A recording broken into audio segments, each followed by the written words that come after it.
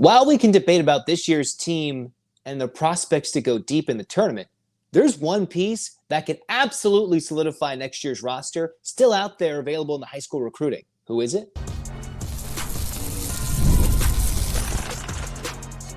You are Locked On UCLA, your daily podcast on the UCLA Bruins. Part of the Locked On Podcast Network, your team every day.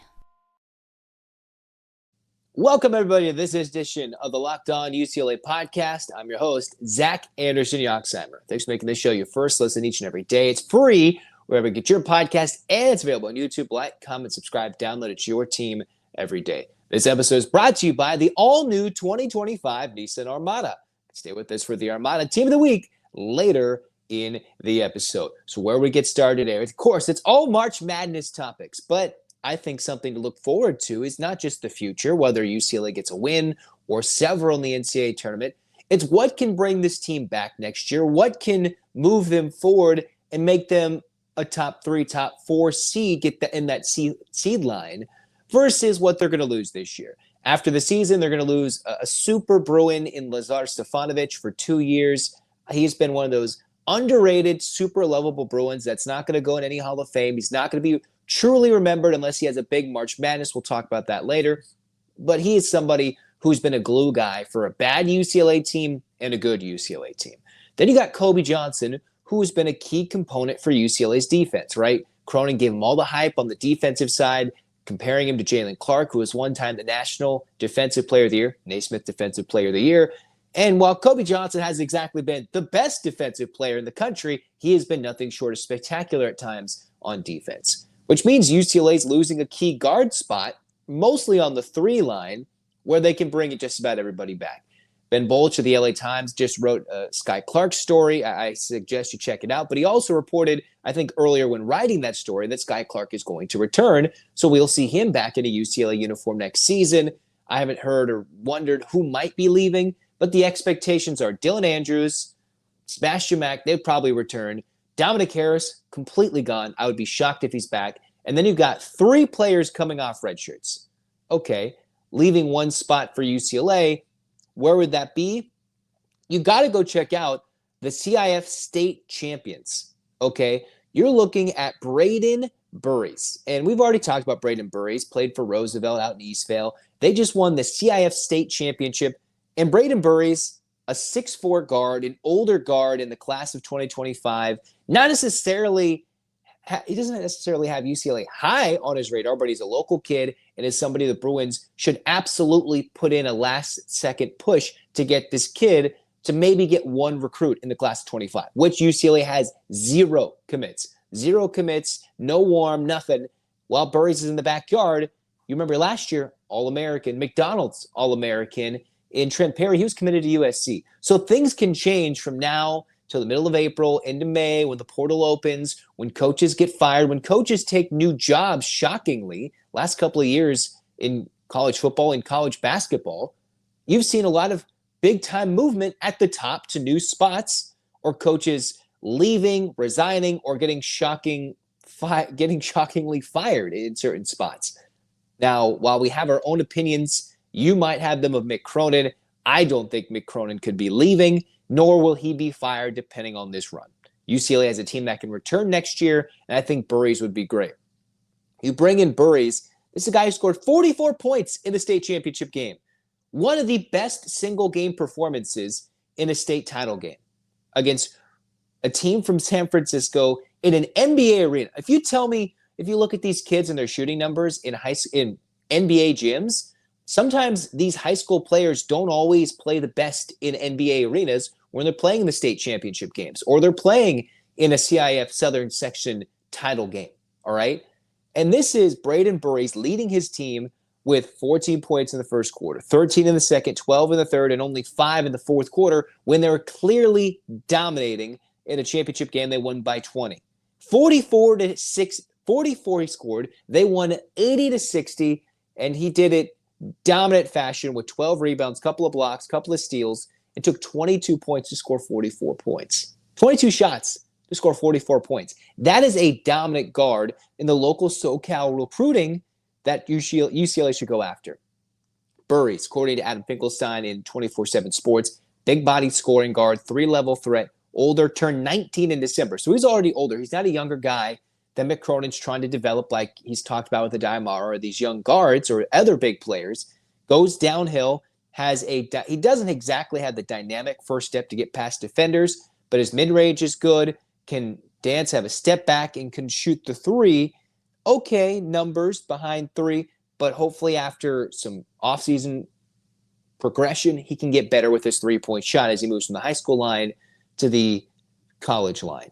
Next thing, strong, physical. He's older, various ways he can score. And if you just watched him in that state championship game, I think he'd fit in with UCLA really well. Looked humble on the biggest stage, wasn't overly going crazy. And if you're scoring 44 points against the best of the best in an NBA arena with all the eyes on you in March, I think that spells UCLA should go after him. Now, the problem is, this is what we're looking at. He's got good connections, it seems like, with Arizona, with Alabama, with Oregon. And oh, by the way, his latest official visit came with Tennessee in late January. Now, UCLA is going to be in the mix. USC could potentially be in the mix as well. You never know what Eric Musselman's going to pull, although they do have, I believe, Arenas coming to USC, if I got that right. What is UCLA going to do? This is a guy they offered back in 2023. This has been on Mick Cronin's radar for a while. And while they could be waiting to the 2026 class, hit the portal one more year, and then rebuild your high school recruiting ranks in another season, this is a guy that can immediately impact the team, I believe, in the 25-26 season. He's older, he's physical, he can score, and that's something UCLA is missing consistently out of the three spot, because Daly plays the four, Bilodeau plays the four, small ball five, Mata plays the five. And if Cronin's not playing them together this year, and if they all come back, they're most likely not going to play together next year. Or if they do, why not get a starting two guard in Burries who can maybe shift between the two or the three? That's what makes this important for the March Madness run. If UCLA goes on a run, if they beat Tennessee, one of the guys who could be going after Burries and be shoveling out a stack of cash, any of these teams, whether it's the Phil Knight money, the SEC money, Arizona's got some big-time commits already.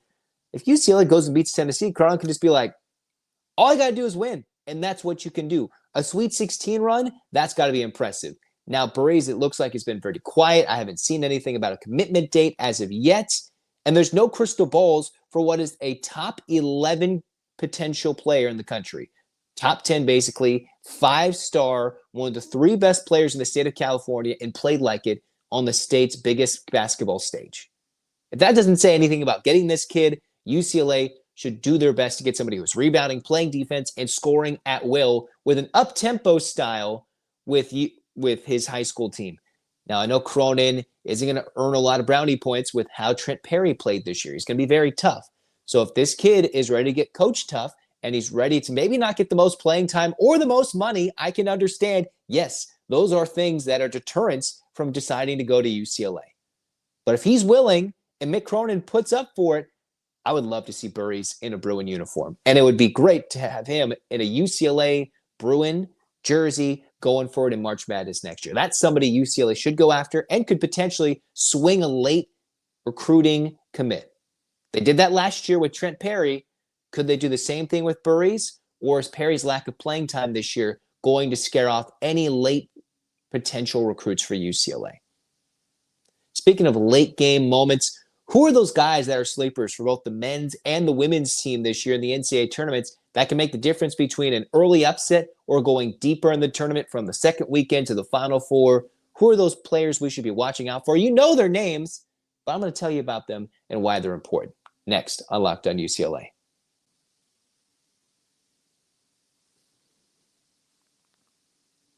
The Armada Team of the Week is brought to you by our friends at Nissan and the all-new 2025 Nissan Armada. Each week, our Locked On college basketball experts are picking one team that stands apart. From top-seeded stars to the unexpected upsets, these guys showcase the strength and sheer power needed to push their teams forward. This week's Armada and Clear Cut Team of the Week is the Florida Gators. The Gators, led by Walter Clayton's 17 points a game, dominated the SEC tournament, winning each game by at least 9 points. Not only did Florida grab the 4th 1 seed, they are the nation's most efficient offense. So when it comes to the Nissan Armada, they say go forth and conquer. And that's exactly what the Florida Gators have done here. It's clear that our team of the week is ready to conquer the road ahead with confidence, just like you can in the all-new Nissan Armada or any of the Nissan's outstanding vehicles. Take the Nissan Armada, Rogue, or Pathfinder and go find your next big adventure. Shop NissanUSA.com. Life moves fast, especially when you have a family. One day you're watching your kids take their first steps, and before you know it, they're off to college, watching the tournament, maybe watching it with you. And that's why securing their future is so important. Fabric by Gerber Life makes it simple to get term life insurance that fits your family's needs. With Fabric, you can apply for term life insurance online right from your couch and be covered in under 10 minutes. In many cases, no health exam is even required. When you can get $1 million in coverage for less than $1 a day, protecting your loved ones doesn't have to break your bank.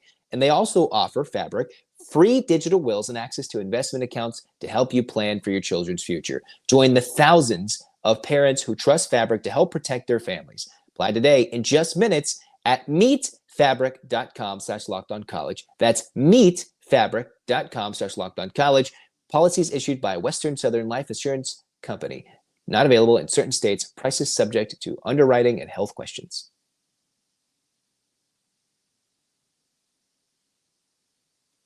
Who are your March sleepers for UCLA on the men's side? Okay.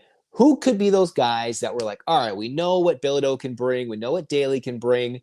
The numbers are already spoken for of Aday Mata's presence in the paint for UCLA moving forward. If he is playing 20 minutes, UCLA is unbeaten. If he plays even 15 minutes, UCLA is pretty tough to beat as well because we know of his impact. The only team that I was really impressed that stopped him was Wisconsin the second time. And the first time, he ate them alive.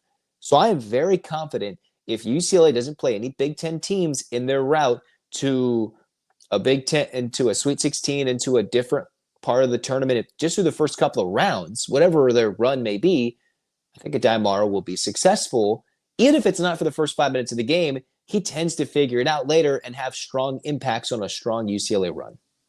Now, we got our Mata piece out of there. Who are players that we should expect to be sleepers? Maybe not expect, but you're not thinking of.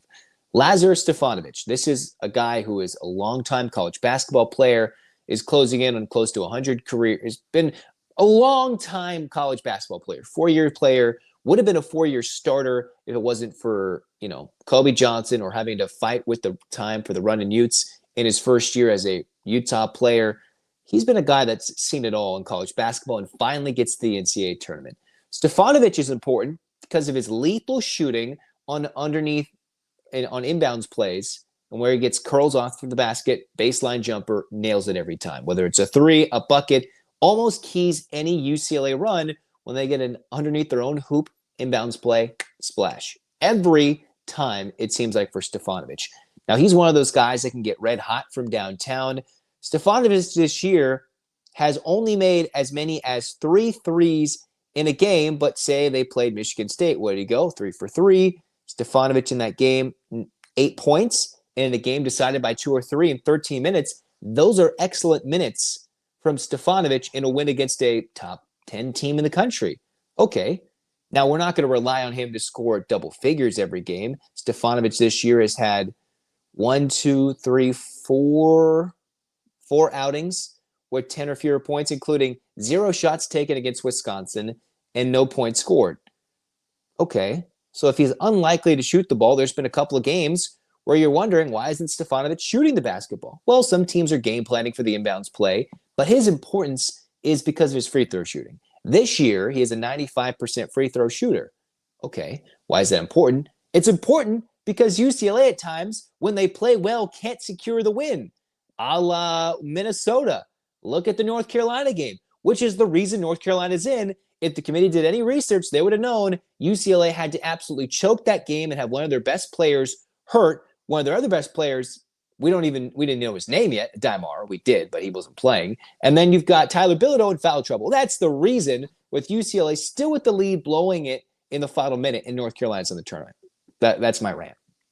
For Stefanovic, while I believe he did miss one of those free throws later in the season against, Minnesota, I believe, or he missed one free throw in a game that was in a crucial situation against Michigan. Stefanovic is 21 of 22 this season shooting free throws. The only miss he had was in early January against Michigan. One free throw miss. So if there's a guy I want on the court when UCLA's leading, you have to put Stefanovic out there. Ice in his veins and let him shoot the free throws because he is capable to play more than 7 to 10, 15 minutes. He's a guy that could play 20 to 25, 30 minutes if things go wrong. So if Kobe Johnson's in significant foul trouble, which would hurt UCLA, Stefanovic has the scoring and the veteran leadership that, hey, if he's knocking down jumpers, he can put in 15 in a tournament game, and I wouldn't be surprised. I wouldn't expect it, but he can come in and be that hero in a game where you're like, man, Stefanovic hasn't had those numbers all year, but he's done it before, and he's got the capability to do it. I'd rather him score 4 points a game in the tournament, and when UCLA needs 4 points in the final minute to shoot free throws and free throw shooting, that's where Stefanovic is going to be crucial for the Bruins to go deep in the tournament to close out of Utah State. Maybe you're fighting and you have a late lead against Tennessee. Who do you want shooting those free throws? I want Stefanovic. Now let's pivot to another option. Here's Dylan Andrews. So you got you have the iced free throw shooting. You got the guys who can knock it down. Dylan Andrews, though, he's been a much maligned player for the UCLA backcourt this season. I've seen what everybody's been talking about him. For some reason, last year's late season success is not translated into this season. There's high expectations. He could move up that three-point shooting number. He could be a much better shooter from the field, get to the cup. And that just hasn't translated into his junior season with success. It's different because Sky Clark also commands the basketball as a point guard, as a shooter. Dylan Andrews does have a 2-to-1 assist to turnover ratio. It's not like he's completely turning over the basketball. It's more his shooting numbers and his scoring numbers. I've talked about this number as well. When Dylan Andrews makes 3 or more threes, UCLA does not lose. They do not lose. And there is a strong stretch when he just makes 2 threes. He has a pretty good stretch as well. UCLA, when Dylan Andrews just makes 2 threes, is close to 6 to 7 and 1. One of those numbers. And Wisconsin was the only game where UCLA this season has lost when Dylan Andrews has made 2 or more threes. Now, I don't want him launching it more than Sky Clark. Sky Clark should take a lot more 3-point shots. I like to see that aggressiveness like he had in his last game at Louisville, where he scored close to 30-plus points in the ACC tournament against NC State, a team that ran from the ACC tournament first round all the way to the Final Four last year. So we know Sky Clark can put up buckets, but it's Dylan Andrews who can pour in a couple more shots, right? Against Oregon in a win at home, he had 15. At Oregon, the first time he had 10 points, efficient shooting, and the game-winning 3. Late in the game against Washington when Bilodeau was out, he wasn't shooting well, knocked down an ice-cold 3, and UCLA closed that game out. So a guy who can, for the most part, take care of the basketball. I know everybody's image is seeing the North Carolina player slap his hand and have it go out of his hand and turned over, leading to a North Carolina win. He's largely been able to take care of the basketball, a big physical guard at the 1. And when the ball is late in games, I like the ball to see in Sebastian Max. I'm going to ruffle some feathers. I've said this before. I like the ball to be in Dylan Andrews' hands because he can do a bit more. I know the play against Oregon wasn't exactly designed for him to bank in the 3 over a 7-footer for the win, but he did it anyway. And you got to think, sometimes we got nothing to lose. A guy who is athletic and doesn't need to use contact only to get his shot off. Dylan Andrews can get a shot off without a defender on him. He can shake him with the athleticism, mid-range jumper, get to the cup, hit an ice-cold 3, even though he might not be shooting well. That's a dangerous guy late in games where he can make some big-time shots. Now you probably want to go to Daly Jr., who made the game winner against Michigan State. You can mix in with Bilodeau or Mara late in games down 2. I'd like the ball to get to him. But Dylan Andrews is a guy who can score 3 different ways late in games, and he's won games like that. Hit a 3 against Oregon. Mid-range jumper. Get to the cup against UC Riverside a season ago. Get to the cup in other games as well. I would think Dylan Andrews is a sneaky option UCLA should drop a play for when normally it goes to Mack and he's going to throw it up with contact. I do enjoy a good Mack attack, but not like every time down the floor in the second half. Kobe Johnson is a guy that can get red hot from 3, but we've seen it before. It's between Stefanovic being unheralded and a guy who can come off the bench and score, and Dylan Andrews supplying UCLA with some good minutes that can take this team to the next level. And that's why all these experts and analysts are saying they're going to lose in the first round of Utah State when this team is still capable of getting to the second weekend and beyond with some of these guys stepping up. Is it likely? Well, that's why it's March. It's maddening. We have no idea. But that's why we still talk about it anyway. And talking next, we're using the UCLA women's potential sleepers as to players who can get them past the Elite Eight for the first time in program history in the NCAA era of women's basketball. We'll talk about that next on Locked On UCLA.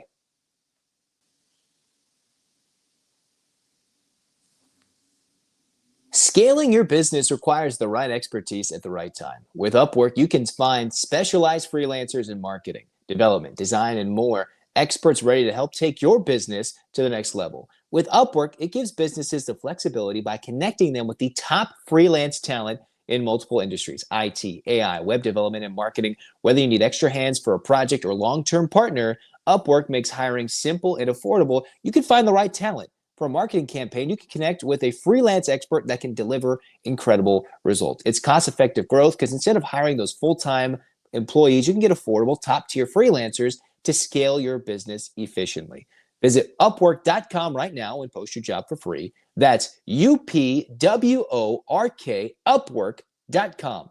Upwork.com to connect with top talent and grow your business today. The NCAA tournament is here, and so is the Bracket Breakdown. Locked On Podcast Network and Amazon Fire TV channels are teaming up to deliver NCAA tournament coverage like never before. Watch studio shows featuring former players and Locked On's local experts as they guide you through every upset, buzzer beater, and bracket matchup. Stream it all for free on Amazon Fire TV channel. Search Bracket Breakdown to see it all for free. It's your team every day.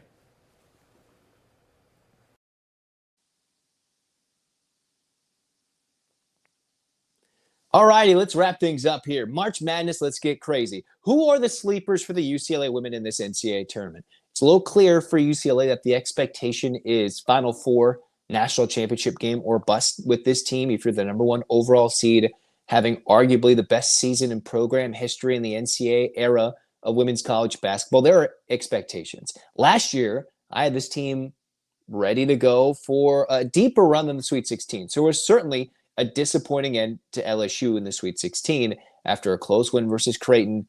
Everything went wrong against LSU. UCLA didn't get that one. It was a whole thing. This year, targets on their back. You got South Carolina saying we should be the 1 seed. They're stupid for saying so. It's a mind game that they're playing with themselves, but that's what they're doing. Texas, for a while, they thought they were the 1 seed. Also a dumb argument. Okay, USC, they've got a legitimate argument, and they had UCLA's number in 2 out of the 3 games. And then you've got UConn, who luckily for some is in the USC bracket. So only one of those 2 teams will come out of that USC regional, the Spokane 2, and face UCLA potentially in a Final Four, but they're equally good. You still got Notre Dame, you've got NC State in UCLA's bracket, Notre Dame on the other side. LSU, ironically enough, could make it a full circle moment, just like they did for Iowa last year when Iowa got their revenge. Maybe it's UCLA's turn to get their revenge against LSU a year later. Either way, the Bruins need a couple of players to step up. Who could it be? Well, it's not going to be Kiki Rice. I'm not going to throw London Jones. We know of London Jones' importance to this team when she shoots, and when she does, UCLA does not lose. They do not. When London Jones shoots well, efficiently, hits a lot of shots, UCLA will not lose, and they'll run and win that game easily. Lauren Betts, well, obviously you can't just choose one of the best players in the country, so here we're going. 2 players.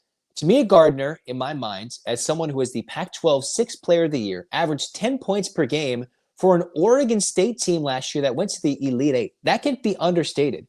Gardner's been here in the tournament with Oregon State, a team that went deeper than UCLA last year, and the only reason Oregon State didn't retain their players is because they fell down to the WCC with the breakup of the Pac-12. So UCLA, by bolting to the Big Ten, was able to get a player of Gardner's caliber, who could be in the starting lineup sometimes, plays 24 to 25 minutes off the bench. She is crucial. Has scored as many as 23 against Arkansas when she was red hot from downtown, 7 threes in the game. Hit the game winner against Michigan State late in the final minute against the Spartans when the Bruins did not have Lauren Betts. She hit 4 threes in that game and was crucial for UCLA avoiding a home upset without their best player. Now, is she always going to score 10 to 15 a game with this team? No.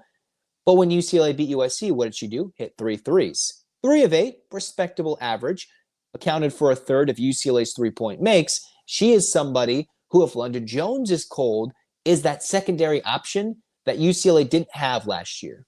Now, they did have Charisma Osborne who could shoot it, but it's different when you have more of a ball-dominant guard who shoots it versus Gardner, who isn't a lefty, she's a righty, a bit taller, can play a little more physical in the post, and is open in the corner. If she knocks him down, UCLA goes on a run as well. So it's like a 1A, 1B option for UCLA three-point weapons between Jones and Gardner. That's why her recruitment and commitment to UCLA was important for this year's team to go from Sweet 16 caliber, apparently, to the number 1 overall seed. And she needs to play like it here in this NCAA tournament. Maybe not every game, but there will be a game Gardner needs to step up, and she probably will. Just like she did against USC, 25 minutes, 9 points. Even though she had a negative plus minus, it was her ability to hit a couple of threes that kept the Bruins in it. Now, it's not often you get an all Big Ten honoree. Honorable mention, though, but Gabriela Jaquez was one of the more dominant players for UCLA early. Was nearly a second best scoring option at times in the Big Ten early in the season, and then had a long lull. And that's coinciding with UCLA having a couple losses, with some of their closer games they had. We didn't see a lot from Jaquez, who isn't the most efficient three-point shooter. I wouldn't rely on her more than the likes of Jones and Gardner and maybe even Kiki Rice, but Jaquez can hit it. She is an elite rebounder, scrappy defender, and the term all gas gabs is what she's referred to as, just all hustle all the time. If you're in the Jaquez family, it seems like you're just all about hustle and hard. That's why they went to UCLA. So between Jaime to Gabriela, she's an important piece. I look at the USC numbers in the Big Ten championship game. Jaquez, it won't stand out to you. 4 points, 2 rebounds, drew 3 fouls, couple of assists, a steal. But what catches my eye in that game, while you don't always want to rely on plus minus, I think this is really outstanding. Gabriela Jaquez played 24 plus minutes against USC in the Big Ten tournament title game. Plus 22 when she was on the court. UCLA outscored USC by 22 points when Jaquez was on the court. Plus 22 and a plus minus. That's nuts. UCLA won that game by 5. And UCLA, when Gabby Jaquez was on the court, outscored the Trojans by plus 22. Now, there are moments she's had this year where she's been utterly dominant. This year, she averages 5 boards and 10 points a game.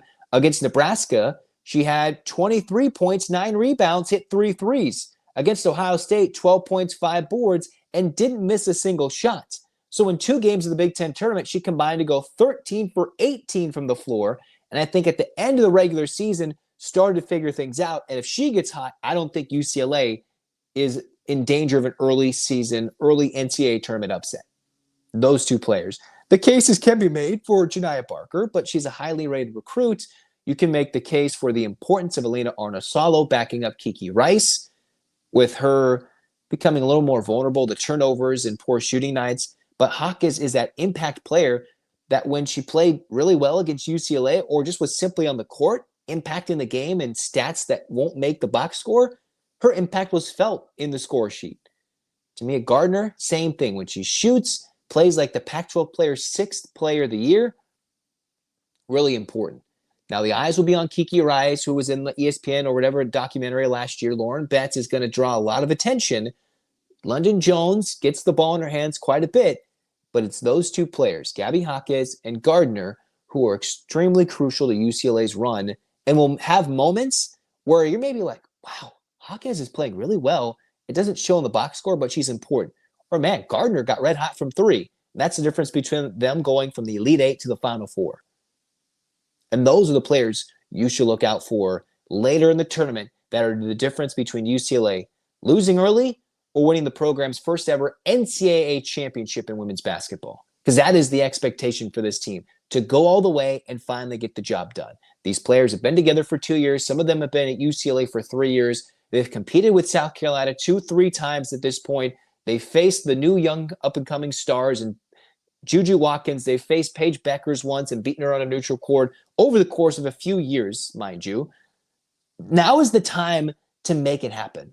Now is the time when the sport's growing like it's never been before to make your impact. If they can win this year with the class and the players they have returning for next year, you could be thinking of a mini dynasty for UCLA. But you've always got to lay the groundwork, and they've done that in the offseason. The last couple of years, now all you got to do is simply win.